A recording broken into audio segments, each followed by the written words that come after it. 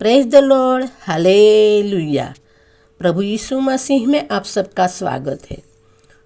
परमेश्वर के लोगों, मैं आज पवित्र शास्त्र बाइबल की इब्रानियों की पुस्तक 11वें अध्याय की 7वीं आयत की बात करेंगे, जिसमें विश्वास की डेफिनेशन है, विश्वास की परिभाषा है। हाँ, परमेश्वर के लोगों, विश्वास यानी वो आशा जिसके लिए हम निश्चय है और हमारे लिए पूरी हो जाएगी, वो अनदेखा प्रमाण है। कहने का मतलब जो नहीं है और मानना है कि है और उस पर काम करना है, तो उसको विश्वास कहते हैं। फिर से दोहराती हूँ कि विश्वास यानी हमारी आशा जो निश्चय है और वो श्योर हो जाओ, पूरी हो जाएगी, ऐसे श्योर हो जाओ, तो वो परमेश्वर को हम विश्वास कहते हैं और उसका अनदेखा प्रमाण भी है। और परमेश्वर के लोगों, पवित्र शास्त्र बाइबल में लिखा है कि जो मनुष्य से नहीं हो सकता वो परमेश्वर से हो सकता है। हाँ, परमेश्वर से हो सकता है। विश्वास से सब कुछ संभव है। पवित्र शास्त्र बाइबल कहता है विश्वास से सब कुछ संभव है।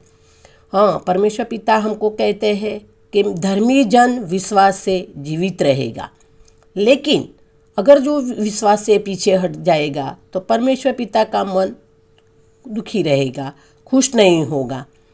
हाँ, तो परमेश्वर के लोगों, ये है विश्वास की परिभाषा कि जो नहीं है उस पर निश्चय हो जाना और उसके ऊपर फिर है ऐसे सोच के एक्ट करना, काम करना, ऐसे विश्वास हमारा कहलाता है। परमेश्वर के लोगों, जब इजरायली लोगों ने परमेश्वर के पिता को विश्वासघात किया तो परमेश्वर पिता ने इजरायलियों को बंधुआई में भेज दिया। हाँ, बंधुआई में मिस्र देश में भेज दिया, जिस गुलामी में भेज दिया। तब यहोवा देव ने, परमेश्वर पिता ने कहा था, तब एक नबी ने कहा था, इज़रा नबी ने कहा था, यर्मिया ने कहा था कि इज़राइल लोग वापस आएंगे तब यरूशलेम में मंदिर बनवाएंगे, यरूशलेम में मंदिर बनवाएंगे। परमेश्वर के लोगों, यरूशलेम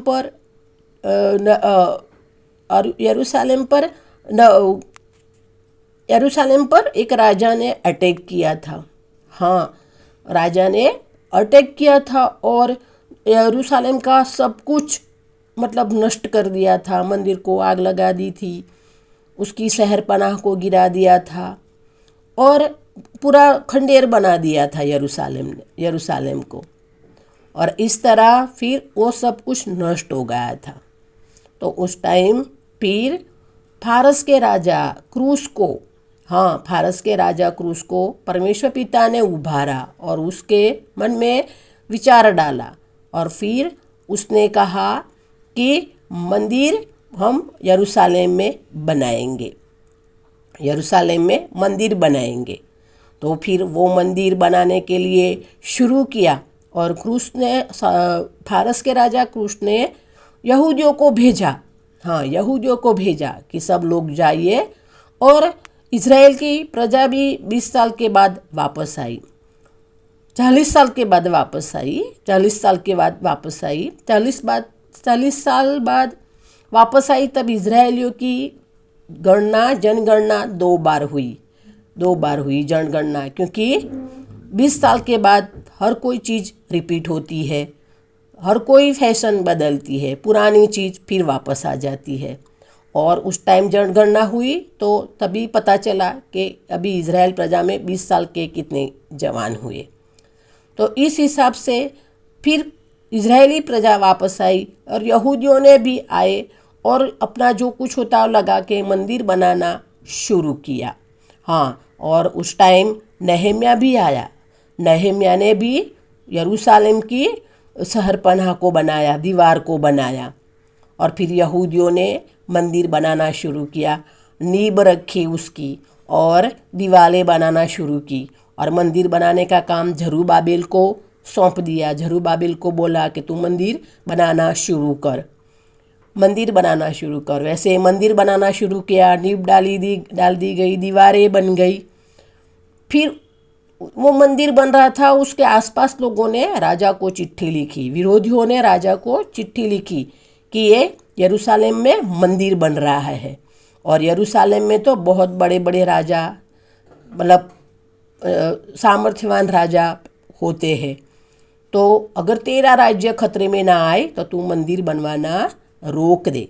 ऐसे सब विरोधियों ने, मंदिर बन रहा था उसके आसपास के लोगों ने ये राजा को चिट्ठी लिखी। राजा ने वो चिट्ठी पढ़ी, उन्हें पुराना इतिहास भी देखा। बोले हाँ, यरूशलेम में तो बड़े बड़े राजा होते हैं, बड़े सामर्थ्यवान राजा होते हैं। तो उसने फिर मना कर दिया मंदिर बनाने से। नहीं, बोले यरूशलेम में मंदिर नहीं बनेगा, और मंदिर रोक दिया गया। फिर अचानक एक दिन जकर्या वहाँ आया। जकर्या आया एक दिन, वो अचानक नहीं था, वो परमेश्वर की योजना में था। जकर्या ने आकर सबको पूछा, ये मंदिर आधा अधूरा क्यों है, पूरा क्यों नहीं बना? तो सब लोग ने कहा कि राजा ने मना कर दिया है, मंदिर बनाना नहीं है। तो जकर्या ने सबको कहा, अच्छा ठीक है, ऐसा है तो आप ऐसा करो कि आपने मंदिर की जब नींव डाली थी, दीवारें बनाई थी, तो उसका पहला पत्थर और आखिरी पत्थर कहाँ तरासा था, मतलब 2 पत्थर तरासते हैं। ऐसा ज्ञान, इसके नॉलेज के लिए मैं बताऊं, ज्ञान के लिए आपको बताऊं कि जब यहूदी लोग घर बनाते थे तो एक नींव में पत्थर रखते थे, और दूसरा एक पत्थर जहाँ घर पूरा होने वाला होगा, चोटी पर उसको बनाकर उसका पत्थर वहाँ रख देंगे। तो जब जकर्या ने सबको पूछा कि इसका नींव का पत्थर और उसका चोटी का पत्थर कहाँ है, तो नींव का पत्थर तो रहने दिया, लेकिन चोटी का पत्थर ढूंढ कर लाए और मंदिर में रख दिया गया। और फिर जकर्या ने सबको कहा कि ये मंदिर में पत्थर रखा है, तो अभी इसको आते जाते निकलते यहाँ आओ, तब सब परमेश्वर पिता को धन्यवाद कहना और प्रार्थना करना कि धन्यवाद प्रभु परमेश्वर पिता, ये मंदिर अधूरा है लेकिन एक दिन आप पूरा बनाओगे, और ये चोटी का पत्थर हम ऊपर तराशेंगे, मतलब रखेंगे, और इस तरह प्रभु का मंदिर, आपका परमेश्वर पिता का मंदिर पूरा होगा। तो हमेशा सब लोग ऐसे निकलते आते जाते अंदर जाते प्रभु को प्रार्थना करेंगे और प्रभु का धन्यवाद देंगे कि धन्यवाद प्रभु, आप ये मंदिर एक दिन पूरा बनाओगे। ऐसे करते करते सब लोग ऐसा करने लगे, सब लोग प्रार्थना करने लगे। हाँ, तो ये जकर्या, ये भविष्यवाणी की थी यिर्मयाह ने। हाँ, परमेश्वर पिता ने यिर्मयाह के द्वारा भविष्यवाणी की थी कि जब इजराइल लोग वापस आएंगे तब ये परमेश्वर पिता का मंदिर यरूशलेम में बनाएंगे। तो ये मतलब पूरा होने की तैयारी थी। और ऐसे करके बाइबल में लिखा है, इज़राइल पवित्र शास्त्र बाइबल के इज़रा की किताब में लिखा है कि उस परमेश्वर पिता बात करते हैं इज़रा से, यिर्मयाह का वचन याद दिलवाते हैं कि हाँ देखो, परमेश्वर का मंदिर अभी पूरा होने की तैयारी में है। तो कहते हैं कि ये किसी मनुष्य से नहीं होगा, किसी इंसान की ताकत से नहीं होगा, लेकिन वहाँ बताते हैं पवित्र शास्त्र बाइबल में प्रभु ये वचन बताते हैं, न तो बल से न शक्ति से पर मेरी आत्मा के द्वारा होगा। न तो बल से न शक्ति से पर मेरी आत्मा के द्वारा। ये पहाड़ टल जाएगा, ये पहाड़ टल जाएगा, ये बीमार चंगा हो जाएगा, ये बीमार चंगा हो जाएगा प्रभु की आत्मा के द्वारा, प्रभु की आत्मा के द्वारा। आमीन, हालेलुया। तो परमेश्वर के लोगों, ये प्रभु ने कहा है, हालात जाए कुछ भी हो, परिस्थिति कुछ भी हो, राजा विरोध में हो, लोग विरोध में हो, परिस्थिति ना हो, पर्याप्त धन ना हो, कुछ भी हो, लेकिन इंसान से नहीं, मनुष्य से नहीं, लेकिन हमारे परमेश्वर पिता से पूरा संभव है और पूरा हो सकता है। इसीलिए प्रभु ने ये वचन हमको दिया है कि न तो बल से, न तो शक्ति से, पर मेरी आत्मा से होगा। और वो मंदिर प्रभु की आत्मा से पूरा हुआ। तो उस टाइम फारस के राजा क्रूस को प्रभु यहोवा देव ने उभारा, और फिर वो अधूरा मंदिर था, उसको बनाने के लिए फारस के राजा क्रूस ने अपने प्रजा को, यहूदियों को भेजा कि सब लोग जाओ और वहाँ मंदिर बनाओ, अधूरा मंदिर है उसको पूरा करो। और इजरायली प्रजा भी आई और सब ने मंदिर बनाना शुरू किया। फिर फारस के राजा क्रूस ने कहा कि मंदिर बनाना शुरू करो, और अगर कोई बोलता है, अगर कोई रोकता है, मंदिर बनाने के लिए कोई रोकता है, तो उसका सब कुछ बेच के उसका मंदिर बनाने के लिए उपयोग में ले लो। हाँ, अगर कोई रोकता है मंदिर बनाने को लिए, तो उसका सब बेच के मंदिर बनाने के लिए उपयोग में ले लो। ऐसा परमेश्वर पिता ने, मतलब क्रूस के राजा ने कहा है, क्योंकि राजा को परमेश्वर पिता ने नया राजा अपॉइंट किया, उसने ऐसा कहा, और मंदिर बनाना काम शुरू हो गया और मंदिर बनने लगा।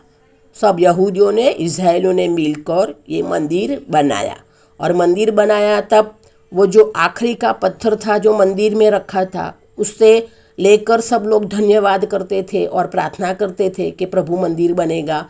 जब मंदिर बना पूरा, तो जो आखिरी का पत्थर था जिसके लिए सब प्रेयर करते थे, वो आखिरी का पत्थर वो मंदिर के ऊपर चोटी पर वो पत्थर लगाया। हाँ, तो वो चोटी में वो पत्थर लगाया। तब प्रभु का वचन कहता है, ये पहाड़ क्या है? हाँ, बड़ी बहुत अच्छी आयत है। ये पहाड़ क्या है कि जरुब्बाबेल के आगे ये मैदान हो जाएगी।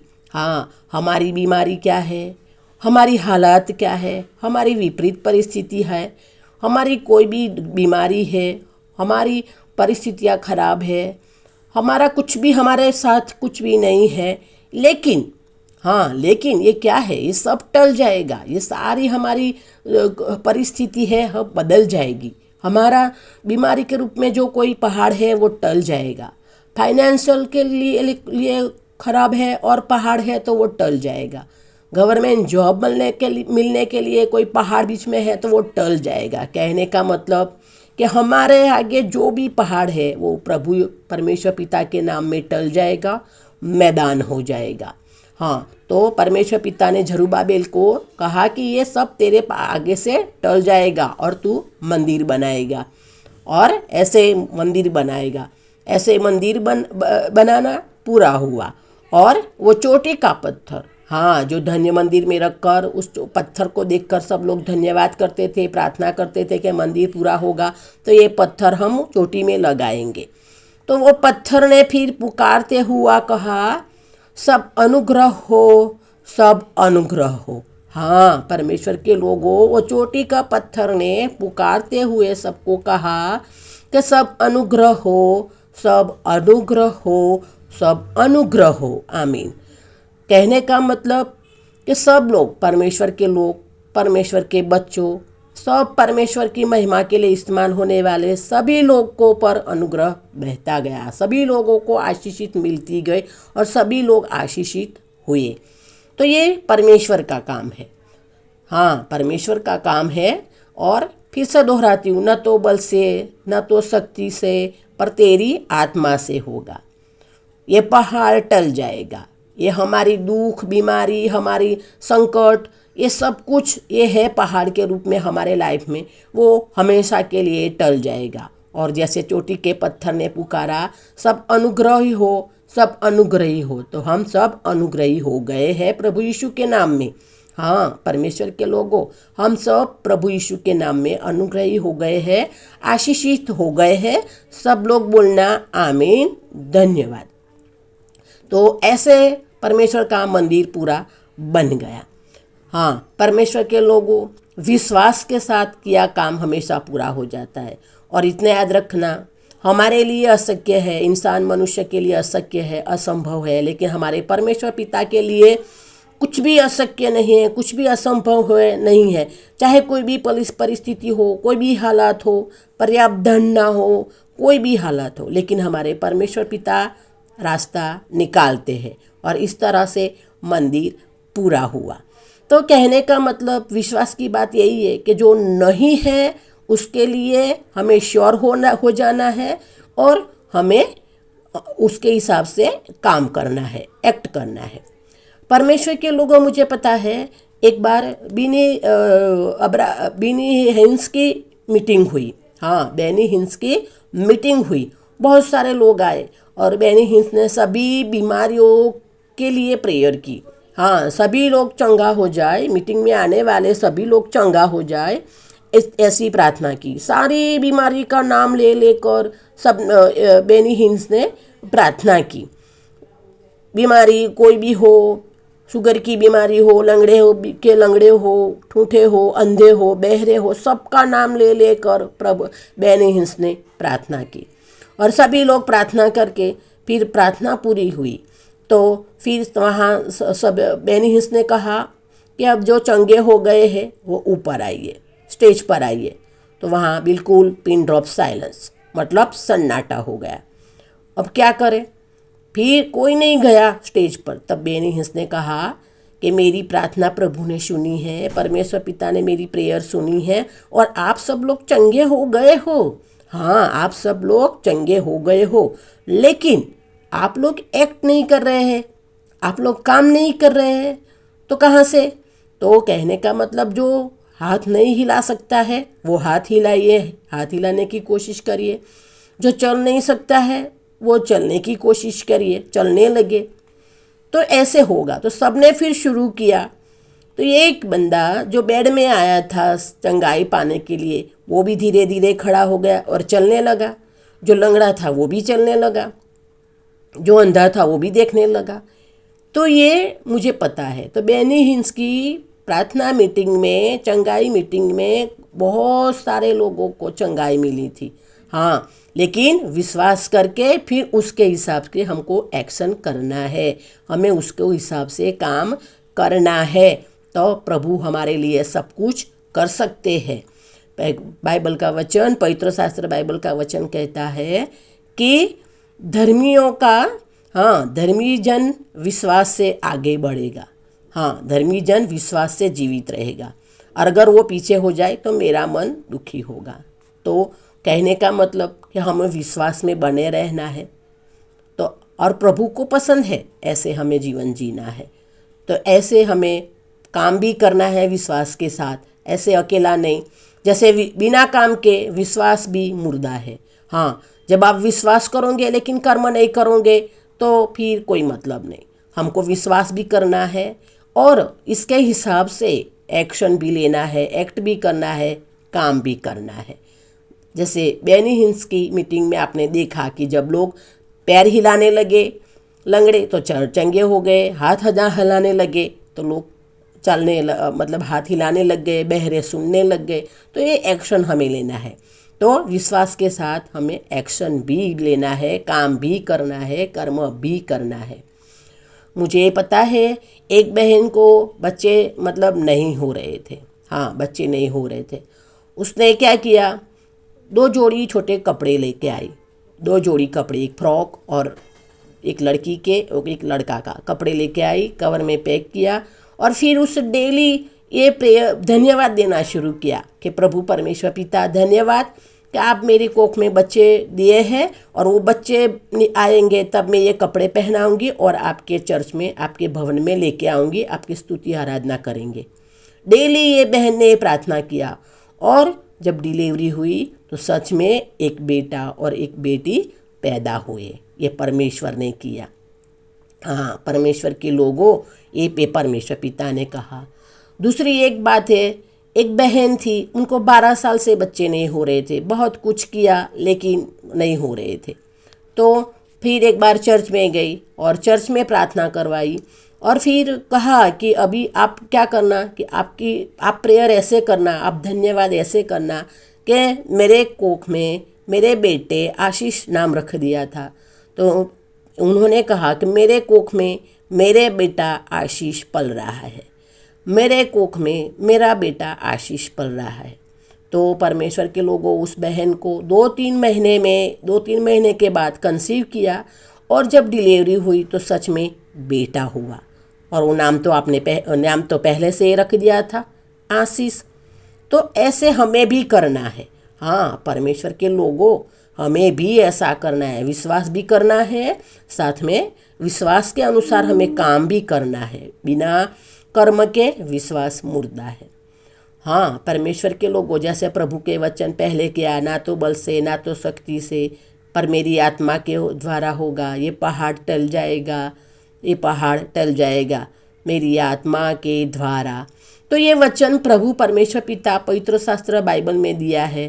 तो ये वचन आप अच्छी तरह याद रखो। हाँ, आप अच्छी तरह याद रखो और अपने दिमाग में उसको रख लो, ताकि आप आगे आने वाली जनरेशन को बता सके। हाँ, आपके पास आप दादा दादी नाना नानी बनने वाले हो, तो फिर आप उस टाइम अपने पोते को नाती को बता सको, नाते पोते को आप नाती पोती को आप सब बता सको। इसीलिए ये वचन आप याद कर लो। हाँ, जिसके पास बच्चे नहीं हैं उनको बच्चे हो रहे हैं, तो बच्चे होने के लिए बच्चे को ये बताने के लिए वचन याद कर ले।